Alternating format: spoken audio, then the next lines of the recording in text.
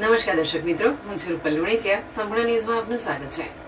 ડીસા તાલુકા, ડીસા શહેર દક્ષિણ અને ઉત્તર પોલીસ સ્ટેશનની હદમાંથી છેલ્લા 2 વર્ષ દરમિયાન અલગ અલગ જગ્યાએથી ઝડપાયેલા દારૂના જથ્થાનો નાશ કરવામાં આવ્યો હતો.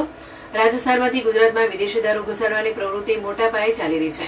તેમાં ગુજરાત રાજસ્થાનની સરહદે આવેલી મંડાર, નેનાવા, ખોડા, વાસણ સહિતની અનેક ચેકપોસ્ટો તેમજ કેટલાક કાચા ચોર માર્ગોથી ગુજરાતમાં દારૂ ઘુસાડવાની પ્રવૃત્તિ ચાલતી હોય.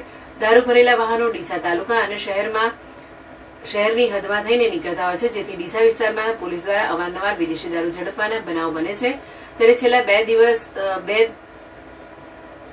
બે દિવસ દરમિયાન ડીસા તાલુકા, ડીસા શહેર ઉત્તર અને ડીસા શહેર દક્ષિણ પોલીસ સ્ટેશનની હદમાંથી અલગ અલગ જગ્યાએથી ઝડપાયેલા વિદેશી દારૂના નોંધાયેલા ગુનાઓમાં મુદ્દામાલ તરીકે રહેલા દારૂના જથ્થાનો કોર્ટના આદેશથી નિકાલ કરવાનું આયોજન હાથ ધરાયું હતું.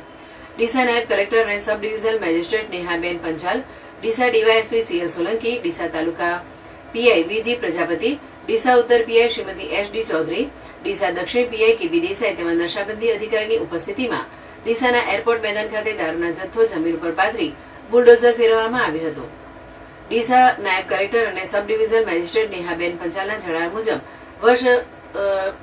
ડીસા તાલુકા, ઉત્તર અને દક્ષિણ પોલીસ સ્ટેશનની ટીમો દ્વારા પકડાયેલા દારૂના 174 ગુનામાં 35,193 બોટલ, જેની કુલ કિંમત રૂપિયા 68,98,265 નો દારૂ પકડવામાં આવ્યો હતો, જે મુદ્દામાલ કોર્ટના આદેશથી નાશ કરવામાં આવ્યો હતો.